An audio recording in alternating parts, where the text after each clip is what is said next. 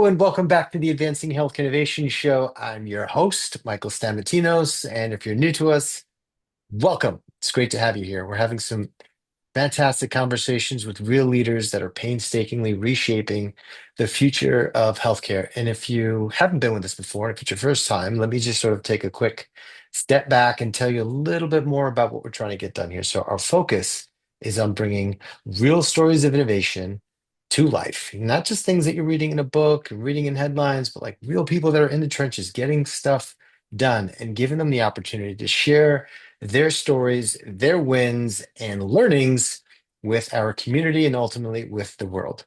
So if you haven't checked out any of our historical interviews, make sure, however you're consuming this, if you're watching it, if you're listening to it, just please hit the subscribe button now so that any new interviews come directly to you. So I'm actually really excited about this conversation. We've been talking about value-based care for a long time. Better outcomes, lower costs, healthier populations. And on paper, it makes perfect sense. Totally understand it. However, if you sit down with physicians across the country, um, you hear a little bit of a different story. The idea of value-based care is very compelling. However, the reality of actually making it happen inside of a practice, it's a lot harder than most people can actually appreciate, and like takes a ton of work. So our next guest, Michael Kopko, who's the CEO of Pearl Health, has a company that's focused on helping providers succeed in value-based care, particularly in Medicare programs where the operational complexity is very real. Before starting Pearl, Michael spent years at Oscar Health, where he helped build the company during its early stage growth and led major parts of the business, including one of the largest P&Ls inside of the organization. So prior to that, I think this is cool. He worked at Bridgewater Associates, the famous Ray Dalio, and very well investment firm in the world. And I think it's interesting to see how all of this permeates throughout Michael's career. And we're going to focus on, how do you give independent physicians data, infrastructure, and support they need to actually succeed in value-based care? So in the real world. So that's what I'm excited about exploring today. So Michael, great to see you. Welcome to the show. Well, thanks for having me on. It's great to be here. Excited to talk about all the great changes that are happening. And I think the interesting word painstaking, progress does take some amount of pain. Believe it is happening, but I think you've got to have the grit and the pain tolerance to make it happen. Yeah. Very few things happen seamlessly. 100%. Listen, when I want to start somewhere. So, I mean, when people talk about value-based care, I think it sounds really great, as I mentioned. But when you walk into a physician practice and they're trying to live it every single day, sometimes it might feel a little chaotic. Curious, what's the first thing that physicians say to you, when the cameras are off and they're just being honest? Well, I think people confuse that value-based care is hard. And I want to talk about that word because at some point I think we're gonna have to move on from it in truth. But Okay. that should be separate from how being a provider, being someone who works in healthcare is hard. So everything then, Yes. therefore, Yes. does Yes. it make it easier or not really becomes the bellwether. And I think value-based care is not making it easier enough yet. And that's why you're not seeing, like you see in a lot of other industries, that technology flywheel that just takes it off. Yeah. But healthcare is a little different. It's a little bit longer compound cycle. The payout, the Mm, prize, the outcomes are very different. So, what I'm going to mm, try to make the case for during our discussion today is I think the progress is happening. You just, when you compare it to things like social media or TikTok yeah. growth or whatever's your favorite growth market, you don't see it. But the fact that we call every provider, we talk about some of these outcomes, and it is clear to them that this is where the world's going. And I think we're all in the debate of how, but very few people are down debating should we. And if you think about the opposite of it, which is fee for Hmm. service, more billing, I've never been in a time in healthcare where it is clear to as many actors that we need to move on from a transactions oriented environment where it's about how many services can I deliver to you. And so I think That's that's right. progress. That is not an excuse for saying we need to make it better still. And we're happy to talk about that today, what's working, what's still struggling. But I think when we think of the progress we made, it's recognizing that we do need to move into a better care model, a better model for healthcare. And I think we're making our way. Mm. I always try to just think about the origin story behind the leader. And I think when you were younger, just were you naturally curious about What were you naturally curious about? I mean, were you always kind of tinkering with stuff, taking systems apart, evaluating things? I'm just trying to think about how that applies to what you're doing today and starting Pearl. I think in my youth, I was a reader and I was interested in mathematics, reading, business, and genetics. So I was kind of more of a learner Mm, um, and like a student. And then as I got a little older, I started to become an organizer, building things, building like companies and people and initiatives and efforts. And so as I was kind of I was kind of trying to create good experiences for like my team, my community, my people. And I think now that I get the privilege to have resources and experience, I don't think there's a better mission than delivering better outcomes in healthcare. And I think what's most exciting about this time is it's very rare when it kind of all starts to line up. Like what we're trying to do, and I appreciate your opening comments that, hey, is it going fast enough or is it successful? But yeah, if you go back to the premise, like, hey, we can deliver better care because we know what's happening to people, we can predict it, we can be proactive. We're going to try to lower that cost. We're going to try to spend more of the money on those things versus the late stage stuff that is really just right. disease compression and sick care. And we're going to kind of give your doctor the power of knowledge and like intelligent care.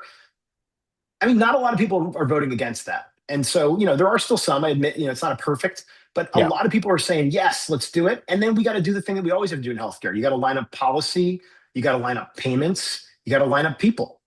And so that's where technology, I think, and good leadership really come to bear nicely. And that's why we're here. Mm. So let's talk about incentives because you talked about alignment, and I think healthcare is full of good intentions, but incentives definitely drive behavior. I guess what incentive inside the system do you think still needs to change in order for this type of care delivery that you're focused on really truly to work? Well, I would say everyone kind of, I think, ultimately agrees with the outcome and the destination. How do we make a much more reactive, intelligent system? I kind of share a lot of my thinking. Most things in healthcare, especially in senior care, are predictable. And Yeah. when something's predictable, it's preventable. And you don't get a lot of resistance there. But what you do get is everybody in the healthcare system has a set of incentives that rarely align to that purely.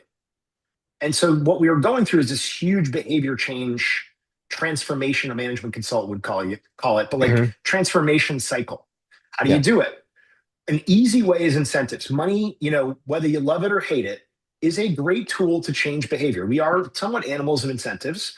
And so, Hmm. for a lot of folks, the easiest thing to say if you want to reduce hospitalizations or readmissions, unnecessary hospitalization, is why don't you pay me for it? Don't like pay me 2 years from now.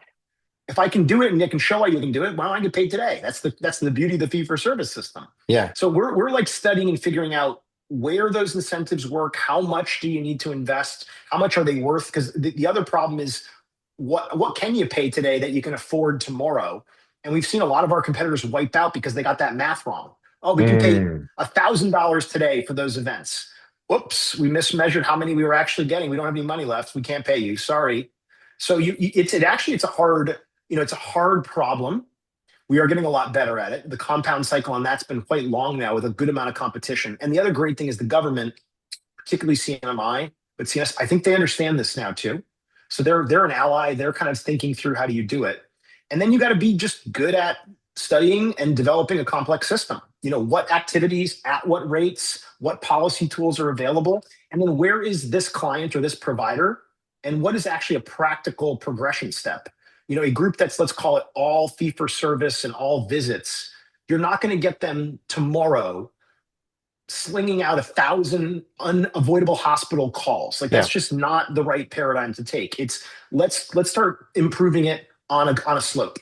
And I think that's another big part of this exercise is kind of setting up realistic but successful milestones to move groups to this better state. Give an example. Like, what does that look like in real life and practice when you're managing these types of expectations? Are there any examples that you can kind of lean Yeah. on? And I think a lot of it, frankly, comes down to like the contract, because that's actually the manifestation of setting up the expectations. You're kind of making a promise to each other, and you're like, Yeah. hey, this is how we're going to transact. So it's a very real setup, but it has a couple of components to it that are just key. If we can do these things and measure them, we're going to just make payments today. When we can kind of get into the actual dollars and cents if that's of interest to your audience, but take $100, and if you can just make this call and get an appointment, we'll just pay for the appointment being scheduled because we just know at the law of large numbers, we're Hmm. mathematically reducing hospitalizations by 5%. And you're kind of just doing math. That's an example. So one is like, let's get these activities going. The second is let's start measuring the outcomes with you because you don't want to be kind of on this fee for service wheel, even in incentives. You actually, I think most sophisticated groups want to be in the big equation and they want to deliver care for their community. So for a lot of them, actually invite them into the dollars and cents and the risk and all of that. And I think that's actually for a lot of groups where they want to go long term, but probably the cycle is going to take a little bit more time. And then the last thing I think is frankly just laying out the outcomes. And I think people really underprice because it is a business, and I love and hate that part of it. But when you do the outcome side of this, we lowered readmissions and hospitalizations by 5% across our population. So you're talking 10,000 fewer events. Hmm. When a senior goes into one of those environments, their chances of dying triple. You can start converting that into life years saved. And I think most people who are in the healthcare world that we work in woke up to do that work. And this whole system is this obnoxious layer in between to get to those outcomes. And so while we're very intentional, we're very passionate about designing this well, I think it's often too often forgotten that this outcome, the lives saved, the hospitals avoided, the time with loved ones, the co-pays that don't put you into kind of arrears on your mortgage, Yeah. those things actually are what motivate people. And I think we could even tell, this is more of a self-reflection. We could help tell a better story around that. Yeah, this isn't a job for you. It sounds like this is very meaningful for you. I mean, at non-scale, at subscale, one life saved, and I know we've done it now in the hundreds, Hmm. is very meaningful. So then you get to Mm. build something every day with your time, and you get to have a cool job and work with smart people and work in a fast-moving river, and you get to do that at scale. Put me to that test. I love it. It's a great privilege. You said it earlier around, look, we're making progress, but it takes time. And running a company in healthcare definitely requires patience. Um, what mental model do you come back to when things get difficult? That's actually a really great question. I think being able to tolerate things that are painful or aren't working as you expect is a very important skill set for a leader. And so when I hit frustration or pain, I think Hmm. first that this is probably some information being communicated to me. I try to be Mm. have equanimity. A little bit comes from like meditation. I'm grateful to Ray for frankly telling me like you got to go do this. But you kind of move to a place where I think a lot of people live their lives like this is bad, this is good. Uh-oh, yes. And if it's imperfect, but if you can get to a place of I'm just kind of in this sea of information. And if I can process it well, I can lead well and I can build well. And you kind of, aspire to that state. When you hit these moments, you first start with a reflection like, what is this telling me? And I think in healthcare, and I tell this to folks, like, if you're looking for the fast buck and the big impact, big splash, don't come into healthcare. Like, you're just in the wrong culture. Yeah, That 100%. is just not this business, and it shouldn't be because it's human lives. And you always got to remind people nobody wants to experiment with human lives at scale on some flashbang thing. It's okay if, and no offense to like, any failed business, it's all hard. But like, if a WeWork disappears, like, there's going to be some desks at another place. You can't have 5,000 humans disappear. It's unacceptable. Unacceptable. And so it takes longer for a good reason. You want to make sure it works. You don't apply things frivolously, but it's more meaningful too. And so I think you have to have a little more patience and you got to appreciate some pain because if you reflect on it well and you metabolize it well, you can move forward through it. I'm just thinking about your tours of duty that you've done throughout your career and how all of those sort of came together in that one answer. And I'm just taking that all in. It's pretty impressive. Yeah, I mean we are kind of blessed by our prior experiences, and you kind of take the gift Yeah. and often many gifts from each of them and apply them well. You've got such great ability to contribute and great rewards to get. So it's a Yeah. beautiful world. I know it's fast changing. I know AI is creating all these things, but we still really need people, and we need people to apply all their lessons learned. And it's a great place to be doing it in, especially today. We'll call it value-based healthcare for now, but I think of it as senior care, and I think of it ultimately as just more intelligent care delivery. Okay. So let's just call it intelligent care delivery to populations that are at higher, more at risk. Yeah, Um, you could frame that however you want it, package it, and basically, take that. Why are people still not doing this if we know that it's the right thing to do? I'm still kind of baffled by it. I think we are doing it, and I think it's not happening as fast. So I think that's fair. But between a bad now and a good tomorrow is a state of working through it in progress.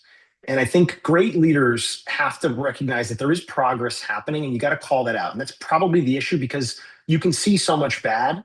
But even if let's talk, we can talk about the system in a second.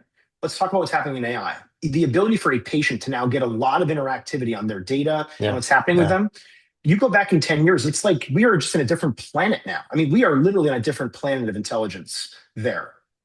When you go into actually medical innovation, like the United States is still the place, and I appreciate there are pockets in other places, but if you have something Hmm. serious happening to you, you are trying to get to our shores. I can assure you, and that won't be forever, because the technological dispersion will happen fast. But we're innovative. We're fast moving. I mean, yes, people wait for appointments. I totally appreciate that. But when you need something, I had an event with 911 for someone we care about.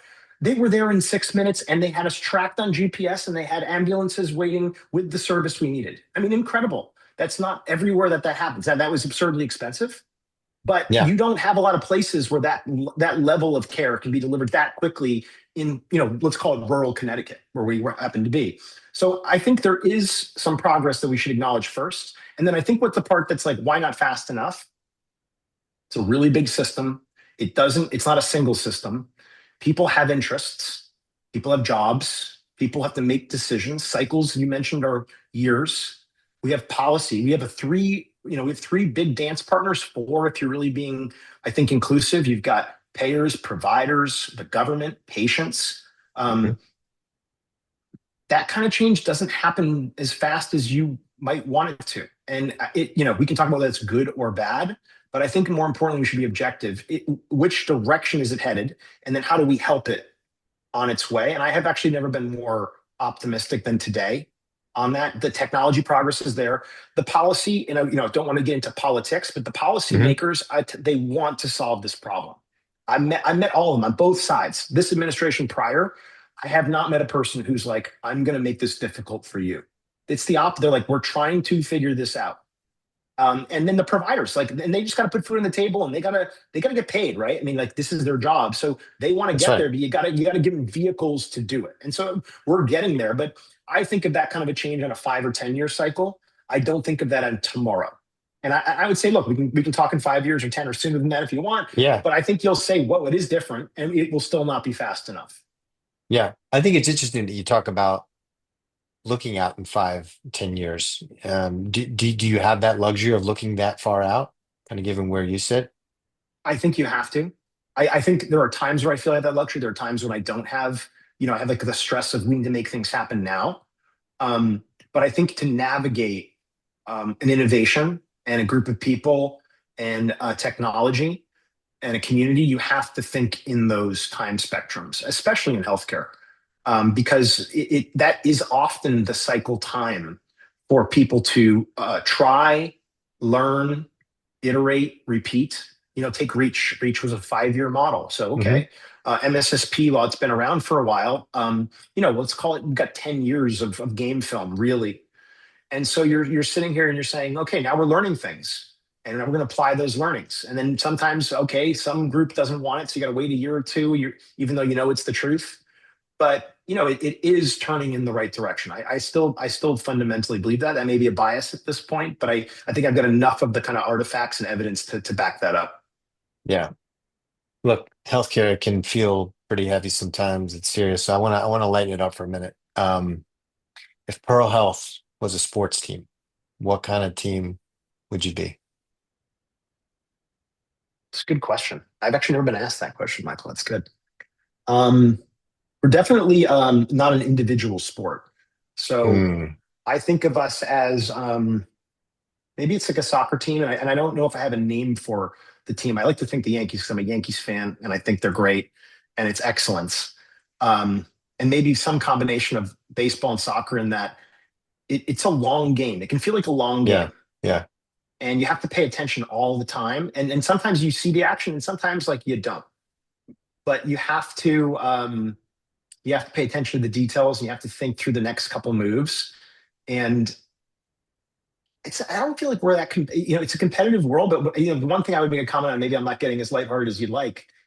The No, people I that I love thought were it. going to be our competitors, like, oh, we're going to beat you, man, do they become your collaborators real Yes. quickly? Like when when we're trying to have a policy issue we're trying to work through, I mean, Hmm. people work as friends. And we will also go and compete hard on the field. But in like there's no locker room in our business. But if you meet somebody at a restaurant or on the street, you're like, hey, yeah, it's tough. Yeah. Oh, yeah. How can I help? Yeah. We're Yeah. working through this. What are you working through? And so I like the collegiality of healthcare more broadly. It is a very interconnected business. Players move teams, people get traded. People know that like this won't be my last team probably, so I should be empathetic to the other one. And I think it's an incredibly unique industry in that sense. I'm a soccer player, so I would err on the side of, football, loving it. Where do you feel like you guys are most well equipped, as a team? Best attributes. I would say right now it is kind of talent and positioning in that we've really, for our stage and phase and age, we have great people. And every leader I know, has the bias of it, but I think it's true. I think it's battle tested. And I think we have to field a fairly lean team. So in kind of like a sabermetrics model, like we don't have the Yankees budget. Yeah. We have an intentional one, and we're serious about recruiting professionals, paying them, and all of that. But we are kind of doing a David versus Goliath battle, and we have every person in their position is great position player, and you're always like making tweaks and changes and adjustments and can. Yeah. But I feel really well equipped for that. That's really interesting. Before we wrap, I just want to make sure that you share with the audience a bit more about where they can follow you, your work, the work of Pearl, like just kind of give a little commercial just so we make sure we hit that. I appreciate that. Well, I was out with our colleagues, about 1 in 200 seniors that we are probably supporting them. So we were kind of this like you have never heard of us, but we're kind of in the background trying to make their healthcare experience better. You can follow us, our website pearlhealth.com. We're trying to do a lot of thought leadership work more broadly. That often is on LinkedIn. I think a lot about how do we contribute to this community. So we'd love to just engage you there. And you can just reach out to me. I mean, we love interacting with smart people who are ambitious, from talent, partnerships, whatever it is. We're collaborative, and we know we got to work with a lot of people to get this mission accomplished. My last question is if you had to start Pearl Health all over again today, would you do anything differently? And if so, what? It's such a great question, and like there are some like mistakes along the way that I would have done a little differently. I might have started it a little sooner because we would have gotten the license that we took a year to get, Yeah. and I might have tried to go a little. No, I think we played it pretty right on sizing. Like the big debate in the early stage, if you're capitalized, is how big do you get, Yeah. so you kind of Yeah. get the weight. And I think we played that pretty well. Maybe I could have just invested in technology even more. Like I think it took us a little while to get our tech team humming, and I could have partnered up with somebody who would have helped me get there even faster. I'll give like a quick shout out to Alex Atala, who's just this Hmm. entrepreneur. Mario is another one of these, Mario Schlosser. Like, together we'd be a dynamic duo. And Mario's not available. He's crushing it at Oscar. Alex is Hmm. crushing it at Open Router. But I think with a really great partner like that, we could be even 10 times the size right now. Hmm. I think what I've really appreciated the most from our conversation today is how radically transparent you've been. You've just been very rigorously honest. And yeah, the work is hard. And yet you know that it's hard work, but like there is progress being made. And just having that understanding and then being able to transmit that to your team, like, hey, this is hard work. And we're making progress. Look at where we were 5 years ago, 4 years ago. It's like we are actually farther ahead. So I think that's a good true, North Star to have baked into your sort of operating system. So for those that have kind of tuned into this conversation today, if you found it helpful, if you found it useful, make sure you share it, like it, give it to your network to use. And if there are other folks that you want us to kind of have come on the show, explore, or leader you want to hear from, make sure you drop us a note. Let us know. We do read the comments. Um, yeah, our platform is not just content. Like this is an interactive community. It's a living, breathing ecosystem. You give and you take. So thank you for listening and keep building with purpose. We'll see you next time on the Advancing Healthcare Innovation Show.